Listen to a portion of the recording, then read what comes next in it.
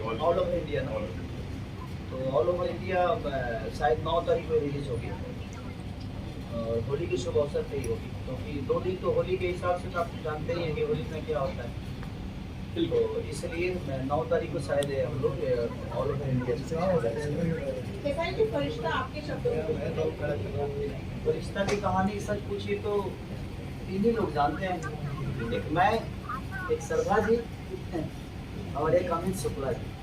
और मैं ऐसा किरदार कर पाया तो मुझे लगता है कि इसमें इन दोनों का बहुत योगदान मिला, मुझे इतना सपोर्ट मिला इन लोगों का।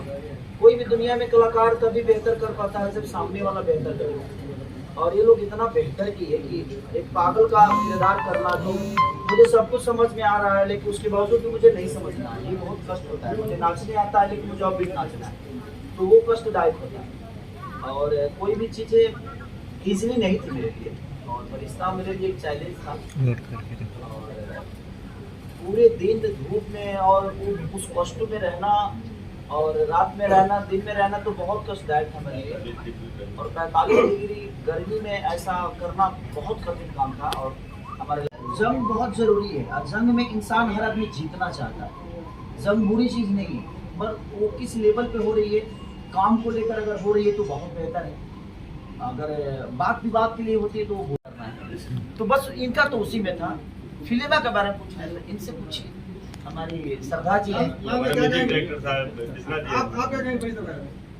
बस हम लोगों ने एक अच्छे प्रयास किए, तो हमारे जितने भी भोजपुरी श्रोता है, जितने भी हमारे टीम में हमारे सुपरस्टार के साहिल यादव जी, मेगा श्री जी, पूजा गांगुली, श्रद्धा कंवर जी, अमित जी, रिंकू भारती, खुशबू यादव, जितने भी कलाकार, जितने हमारे टेक्नीशियन, हमारे म्यूजिक डायरेक्टर कृष्णा बेदर्जी जी, हमारे राइटर अरविंद बाबा, जितने भी हमारे प्रिंस जी, जितने भी हमारे टेक्नीशियन हैं, जितने भी हमारे जो है हमारे प्रोड्यूसर साहब, सबको मैं तहे दिल से धन्यवाद देता हूँ। सिनेमा एक डायरेक्टर की नहीं होती, सिनेमा पूरी टीम की होती है। तो सब लोगों ने अच्छा प्रयास किया, तो मैं फरिश्ता की तरफ से, फरिश्ता टीम की तरफ से अपने सभी टेक्नीशियन, सभी हमारे यूनिट को धन्यवाद देता हूँ।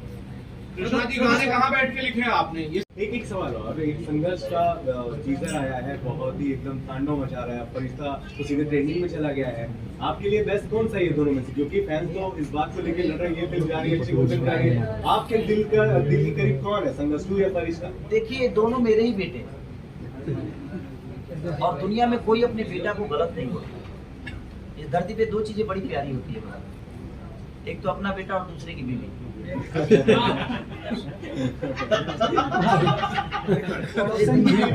हाँ, अपना बेटा और दूसरे की बीवी बड़ी खूबसूरत होती है। अपना बेटा अगर लंगड़ा भी है ना तो राजकुमार लगता है, और दूसरे की बीवी चाहे कितनी भी बुरी क्यों ना हो लेकिन लगती है ऐश्वर्या राय। तो अपनी बीवी अगर दीपिका पादुकोण हो फिर भी वो 2 साल 10 दिन ठीके लगती है, उसके बाद तो फिर वो हमारे नॉर्मल सी चीजें, तो वही चीजें दुनिया में है। तो वो मेरा बेटा है, संघर्ष भी मेरा बेटा है, और संघर्ष के लिए भी मुझे लगता है कि मैं 6-6 घंटे तक जिम में रहा हूँ सिर्फ उस लुक को लेने के लिए। जब भी मेरा ब्रेक होता था मैं जिम में रहता था। मैं सुबह 5 बजे उठकर जिम जाता था, 7 बजे सेट पे पहुंचता था, उसके बाद फिर काम करके फिर लंच में जाता था, फिर शाम को जाता था। तो जब भी मुझे टाइम मिलता था फटाफट जिम जाता था। मैं खाता कम था, सिर्फ लिक्विड पे ही जिम करता था, और उसका रिजल्ट आप सबके सामने है। तो मेरी कोशिश यही रहती है कि मेरा डायरेक्टर जितना सोच रहा है उसके 10 गुना ज़्यादा मैं उनको करके दूँ, ताकि हमें वही आता है और हमें उसी से जाना जाता है। अगर हम उसी के लिए एक्टिव नहीं रहेंगे तो फिर मुझे काम करने का कोई मतलब नहीं। क्या शूट हो रहा है, क्या चल रहा है, इनको कुछ नहीं, खाली पैसे ट्रांसफर कि हाँ कहाँ है। और विजय हमारे बहुत हेल्पफुली आदमी है बेचारे, और हम पूरे टीम को संभालने में उनका बहुत बड़ा योगदान है। हाँ, तो हम रात में कोई नहीं, रात में चले कहे कि तुम लोग के मतलब के सिनेमा में राजनीति का घुसा दे रहा। वो राजनीति मंच है, और राजनीति मंच अलग होता है, ये विषय हमारा अलग है। हम लोग इंटरटेन के लिए जाने जाते हैं, तो हमसे इंटरटेन के बारे में जो भी पूछिएगा हम उसी गली को जानते हैं। अब ये मतलब कि आप हम इस गली में हैं, आप हमको उसी तरह की गली में घुसाते हैं। हम मीरा रोड रहने वाले लोग हैं, तो हम वहाँ की गलियों को बेहतर जानते हैं। तो हर आदमी का एक जगह होता है, हर आदमी का एक क्षेत्र होता है। अब क्रिकेट के बारे में हमसे पूछेगा तो हम क्या बताएंगे? हम तो इंटरटेन के बारे में बताएंगे ना, सिनेमा के बारे में, गाने के बारे में, लिरिक्स के बारे में, कहानी के बारे में, धूम के बारे में, कंपोज के बारे में। तो हमारा विषय अलग है, वो एक क्षेत्र अलग है। तो उस सवाल को उधर रखिए, जब मनोज भी आएंगे दिनेश भी आएंगे, रवि भी आएंगे, तो आप इसको डालिएगा। जब बिहार चल रहा है, यूपी चल रहा है। सर जाते जाते एक होली पे सॉन्ग हो जाए तो बहुत मजा आ जाए। भैया की वजह से लग रहे हैं और इनका बहुत स्नेह मिल रहा है और बहुत प्यार मिल रहा है और ये तत्पर आदमी है और फरिश्ता को बड़ा करने में इनका बहुत बड़ा काम हो सकता है। आगे पब्लिक और जनता का है कि देखिए जीवन में और किसी भी लैंग्वेज में बहुत कम ऐसी मूवमेंट आती है जो हमें अच्छी फिल्में मिलती है, अच्छा कैरेक्टर मिलता है। तो मैं भोजपुरी समाज से यही कहना चाहता हूँ कि एक बहुत बढ़िया सिनेमा हम लोगों ने कोशिश की है।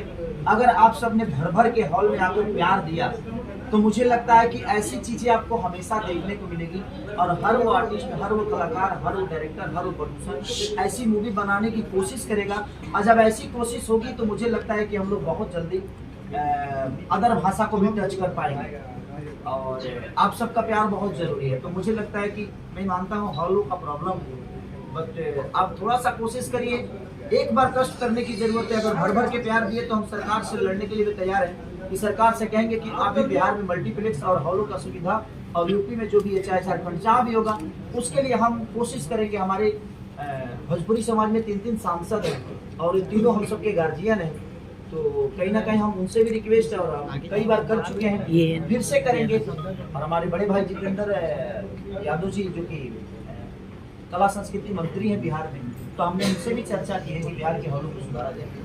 तो कोशिश है हमारी, बस पब्लिक और जनता का प्यार अगर इस सिनेमा को मिला तो वो दिन दूर नहीं कि हम भी एकदम फ्लाइट पे होंगे और बड़े लेवल पे चीजों को लेकर जाएंगे। हम चाहते हैं कि इस सिनेमा का सबसे बड़ा अनुभव कोई किया है तो सरदार जी ने किया है।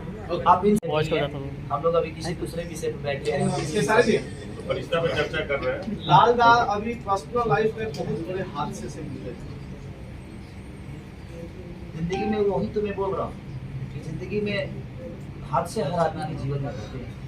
ये मजबूत आदमी है और इनको आप सबका प्यार और स्नेह मिलता है और पूरे भोजपुरी समाज का प्यार और आशीर्वाद। इनके जीवन की सबसे बड़ी कड़ी जो आज इनको छोड़ के चली गई। और मैं इनका स्नेह जब भी कलकत्ता जाता था तो ऐसा कोई पल नहीं होता था कि मैं कलकत्ता जाऊं और उनके घर पे ना जाऊं।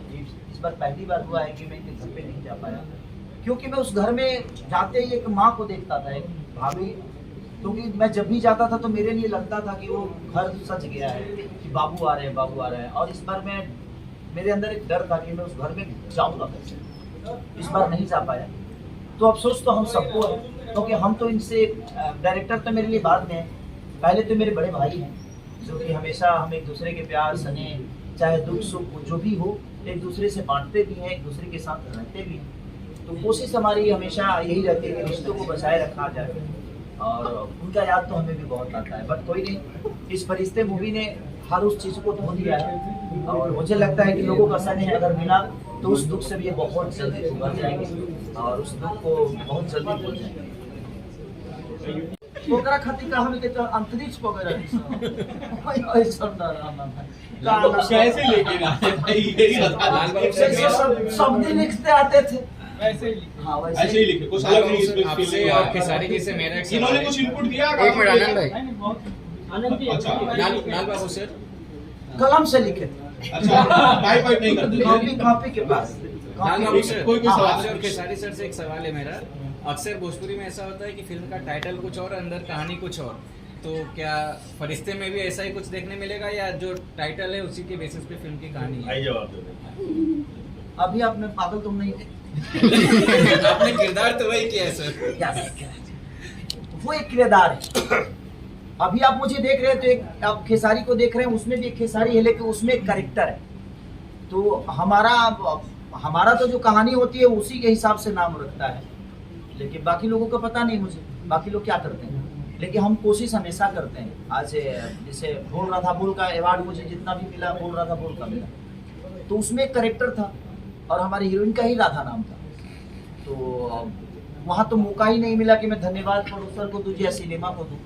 तो मैं आप सबके माध्यम से बोलता हूँ कि उस सिनेमा के हमारे प्रोड्यूसर जो थे विजय यादव जी, और उन्होंने बहुत एक बेहतरीन सिनेमा बनाया था और उसी में सिनेमा के अवार्ड मुझे मिले। और तो कहीं ना कहीं हम कोशिश ये करते हैं कि हम कैरेक्टर के हिसाब से या कुछ कहानी उसकी हो और उसमें हमारी हीरोइन बकरी है उसमें हीरोइन हमारी बकरी है। अब हम सोच रहे बोल राधा बोल, क्या बोलेगी, मैं आ रही है लेकिन सिचुएशन ऐसा आता है कि हमारी राधा बोलती है। तो कोशिश हमारी यही रहती है, करेक्टर अलग है और वो सिनेमा है, और सिनेमा में अभी में फर्क है। तो सर वो बोल रहा था, बोल के बाद मैंने एक लाइव भी